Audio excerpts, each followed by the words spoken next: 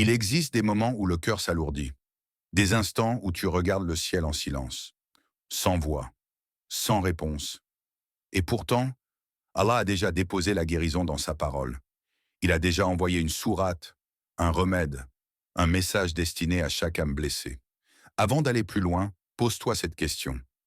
Et si la solution que je cherche depuis des mois était déjà dans le Coran? Partie 1. Allah parle à ton cœur.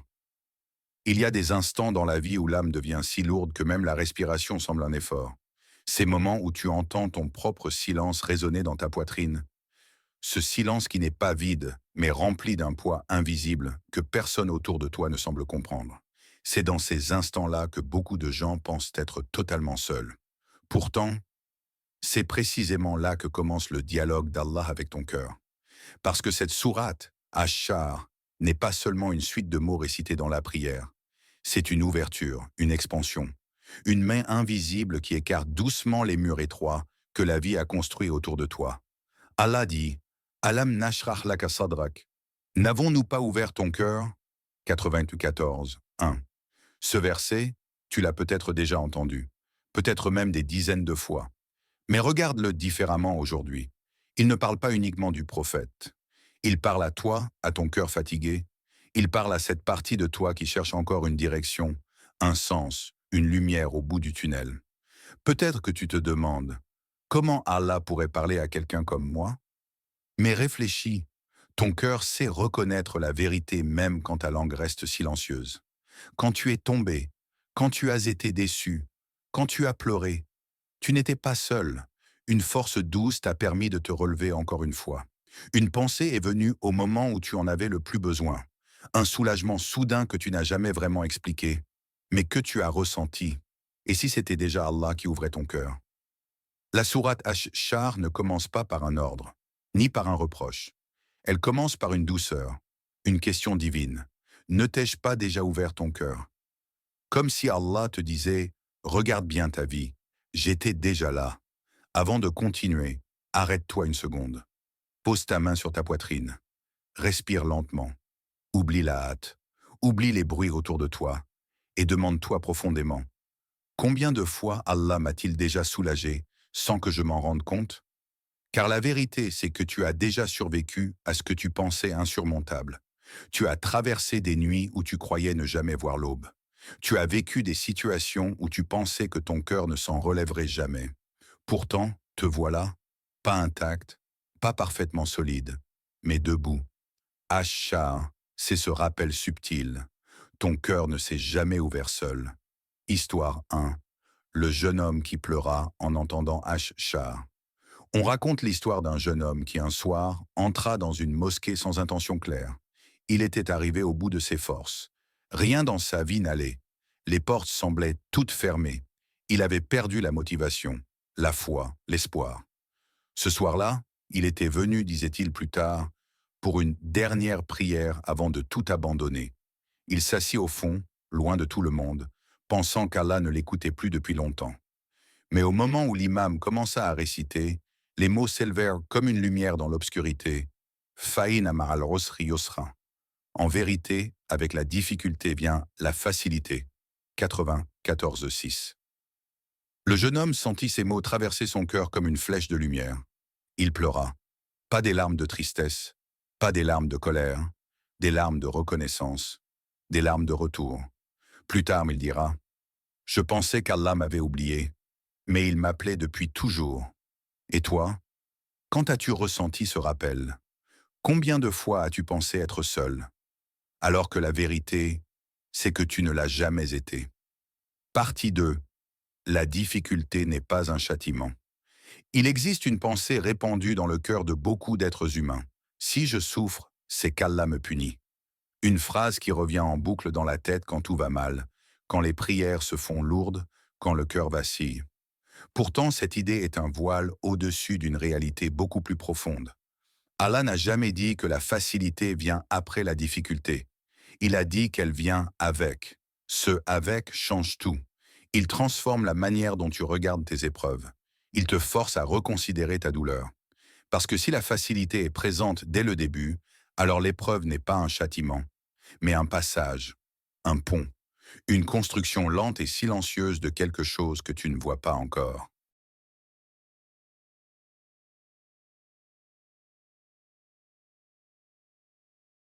Beaucoup vivent leur souffrance en la voyant comme un obstacle. Pourtant, si tu pouvais observer ce qui se passe dans ton cœur et dans ta vie au moment même où tu souffres, tu verrais que quelque chose s'y transforme déjà. Une résistance se crée, une sagesse s'installe, une sensibilité nouvelle apparaît. La douleur n'est pas seulement ce qu'elle te prend, elle est aussi ce qu'elle construit. Mais l'humain, dans sa fragilité naturelle, regarde souvent la blessure au lieu de regarder la guérison qui commence déjà en lui. Allah dit La yukallifullahu nafsan illa wus'aha. Allah n'impose à aucune âme une charge supérieure à sa capacité. 296. Ce verset n'est pas un slogan spirituel. C'est une promesse scientifique, émotionnelle et divine à la fois. Il te dit que si tu es en train de porter quelque chose aujourd'hui, c'est que tu as déjà en toi les ressources, visibles ou invisibles, pour traverser ce poids. Peut-être que tu ne les connais pas encore. Peut-être que tu ne t'en es jamais servi. Peut-être même que tu ne crois pas en toi. Mais Allah, lui, sait de quoi ton âme est capable. Il te connaît mieux que tu ne te connais toi-même. Et si la douleur que tu éprouves n'était pas une sanction, mais un terrain d'entraînement, un espace dans lequel Allah te façonne pour quelque chose que tu n'es pas encore capable de recevoir, parce qu'il y a des portes que tu veux franchir, mais que ton cœur n'est pas encore prêt à supporter. Il y a des bénédictions qui exigent une version plus forte, plus patiente, plus lucide de toi-même. Il y a des responsabilités que seul un cœur profondément remodelé peut accueillir. Quand Allah t'éprouve, il ne te détruit pas. Il te prépare. Il te fait passer par un chemin que tu ne comprends pas encore, mais qui deviendra clair plus tard. Pose-toi une vraie question, sans fuir, sans te mentir. Et si cette douleur était en réalité un message, une transformation? Parfois, tu n'apprends pas lorsque tout va bien. Tu n'écoutes pas lorsque tout est stable. Tu ne grandis pas lorsque tout est confortable. Regarde ta vie. Les moments qui t'ont changé profondément sont rarement ceux où tu étais heureux. C'est dans les chutes, les pertes, les déceptions que tu as découvert tes vraies limites. Et c'est dans ces mêmes moments qu'Allah a placé la force que tu n'avais jamais utilisée auparavant. La difficulté, c'est comme une graine. Elle te fait croire que tout se ferme, que tout est enterré, que tout disparaît. Mais sous terre, quelque chose germe, quelque chose que tu ne vois pas encore. Le sol n'est pas une prison, c'est une incubation. Et si ta douleur n'était pas un mur, mais une porte, histoire 2, l'homme qui perdit tout mais gagna Allah. Il y avait un homme, pas un grand savant, pas un homme connu, juste un homme ordinaire, comme toi, comme moi. Il avait un commerce qui marchait, une famille au stable, une vie simple mais paisible. Un jour pourtant, tout s'effondra. Un problème financier, un associé malhonnête, un incident inattendu. En quelques semaines, il perdit tout. Son commerce ferma. Ses dettes s'accumulèrent. Les gens qu'il appelait amis prirent leur distance. Et comme souvent, les épreuves ne viennent jamais seules. Il perdit également un proche. La tristesse devint un océan qui ne cessait de monter en lui. Il ne comprenait pas. Chaque nuit, il répétait la même phrase. Qu'ai-je fait pour mériter ça? Il priait, mais sans cœur. Il pleurait, mais sans savoir à qui parler. Il avançait, mais sans direction.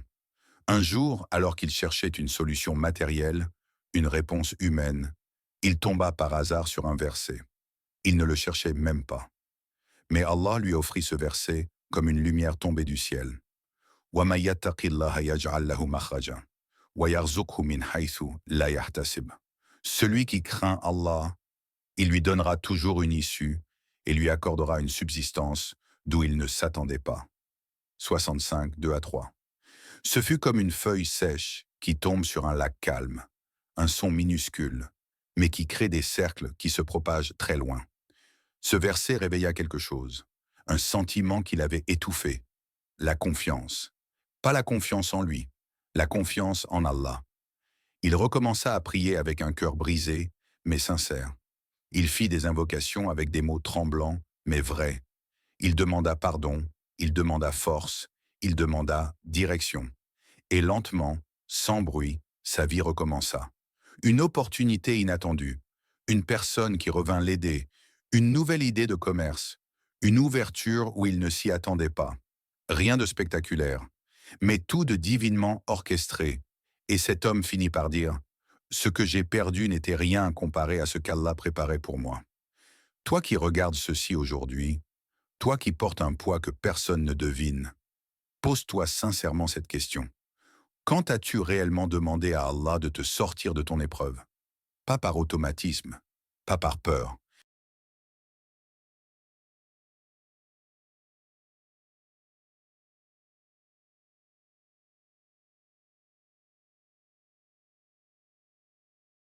mais avec un cœur ouvert, un cœur qui reconnaît qu'il ne peut rien sans lui. Partie 3. La guérison spirituelle de la sourate. Il y a des guérisons visibles, bruyantes, que tout le monde remarque, et il y a des guérisons silencieuses, presque discrètes, qui s'opèrent dans les coins les plus cachés de ton âme. La plupart du temps, ce sont ces dernières qui changent réellement une vie. La sourate Ash-Shar appartient à cette deuxième catégorie. C'est une sourate qui ne répare pas d'un coup, mais qui reconstruit de l'intérieur, couche après couche, battement après battement. Beaucoup lisent donc le Coran comme une source d'information. Certains le lisent comme un livre sacré qu'il faut respecter. Mais il y a ceux qui le lisent comme un traitement, une thérapie divine. Ash-Shar, en vérité, est une de ces thérapies. Pas une théorie, pas une promesse vague, mais une méthode complète de guérison psychologique et spirituelle. Cette sourate t'enseigne 4 choses fondamentales. Pas des leçons superficielles, des vérités profondes, capables de reconstruire quelqu'un qui pensait être définitivement brisé. Un Allah connaît ta peine, et nous avons retiré de toi ton fardeau. Ce verset ne te dit pas seulement qu'Allah voit ton fardeau. Il te dit qu'il l'a déjà soulevé avant que tu n'en prennes conscience toi-même. Tu crois souvent que personne ne comprend ce que tu traverses. Tu crois que ton fardeau est trop personnel, trop intime, trop silencieux pour être perçu. Mais Allah, lui, ne regarde pas ton sourire, ni ton apparence, ni ton discours. Il regarde ton poids intérieur, celui que tu caches même aux personnes les plus proches de toi, celui que tu gardes sous des couches de contrôle, d'humour ou de force apparente. La première étape de la guérison dans Ashar, c'est cette affirmation. Je vois ce que tu portes. Parce que la douleur la plus lourde n'est pas celle qu'on porte, c'est celle qu'on pense porter seule. Beaucoup de gens s'effondrent, non pas parce que leur peine est immense, mais parce qu'ils pensent qu'elle n'est vue par personne. Ashar retire ce sentiment d'abandon. Elle le remplace par une certitude. Tu n'as jamais été invisible devant Allah. Et quand le cœur cesse de croire qu'il souffre seul, il commence déjà à guérir. 2. La facilité accompagne ta douleur, inamar al-usri yusra. En vérité, avec la difficulté vient la facilité. Dans ce verset, il y a une précision subtile.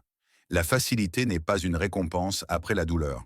Elle est une compagne, une présence parallèle, une lumière discrète qui marche à côté de ton épreuve au moment même où tu crois marcher dans l'obscurité. La plupart des gens cherchent la facilité après, comme si la vie était une succession de montagnes qu'on escalade en espérant enfin arriver à la plaine. Mais Ashar te dit le contraire. La plaine commence déjà pendant que tu grimpes.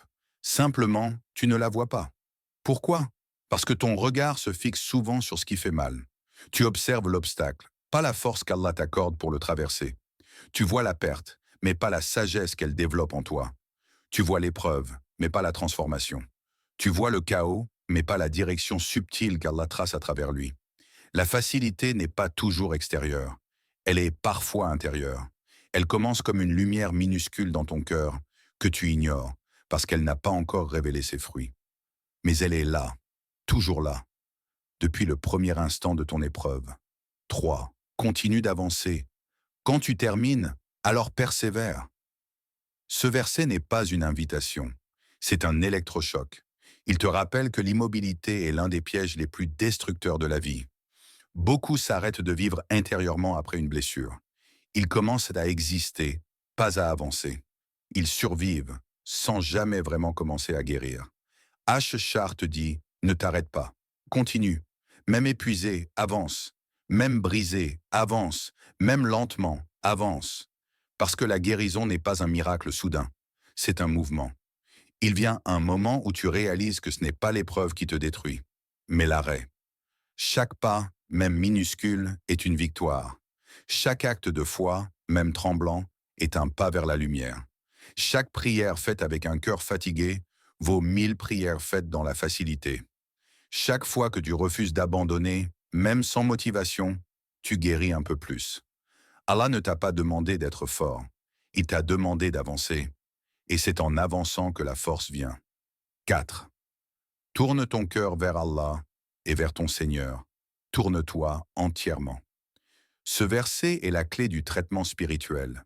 Il t'apprend que la guérison ne commence pas lorsque ta situation change, mais lorsque ton cœur se tourne entièrement vers celui qui peut la changer.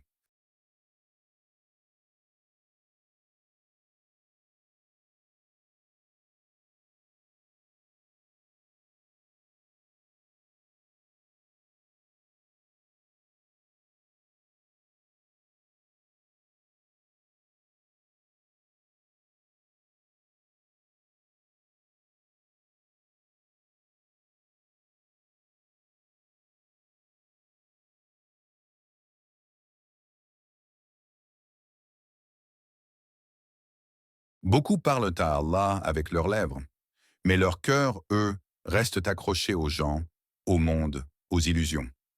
Alors pose-toi la vraie question, celle qui ne triche pas. Ai-je vraiment remis mon cœur à Allah ou seulement mes mots? Parce qu'il y a une grande différence entre dire Ya Allah, aide-moi et Ya Allah, je te fais confiance, même si je ne comprends rien. La guérison spirituelle commence quand le cœur cesse de négocier avec Allah et commence à se reposer sur lui. Histoire 3. La femme qui trouva la sérénité dans la sourate. Elle était assise sur le sol de sa chambre, entourée de silence que personne ne voyait. La nuit était devenue son refuge et son tombeau. Son divorce avait brisé non seulement son foyer, mais aussi la vision qu'elle avait d'elle-même. La solitude n'était pas seulement autour d'elle, elle était en elle. Chaque soir, elle pleurait. Pas de grande crise. Des larmes silencieuses qui finissent par fatiguer l'âme plus que les cris. Elle se levait la journée, elle souriait même parfois, mais son cœur restait serré comme une main qui refuse de s'ouvrir. Un jour, en écoutant un savant parler de la patience, elle entendit cette phrase: Récite Ash-Shar quand ton cœur devient trop lourd. Ce n'était pas une promesse, ni un miracle annoncé. C'était une direction, une porte qu'on lui montrait sans lui garantir ce qu'il y avait derrière. Cette nuit-là, elle ouvrit le Coran. Ses mains tremblaient, ses yeux étaient fatigués.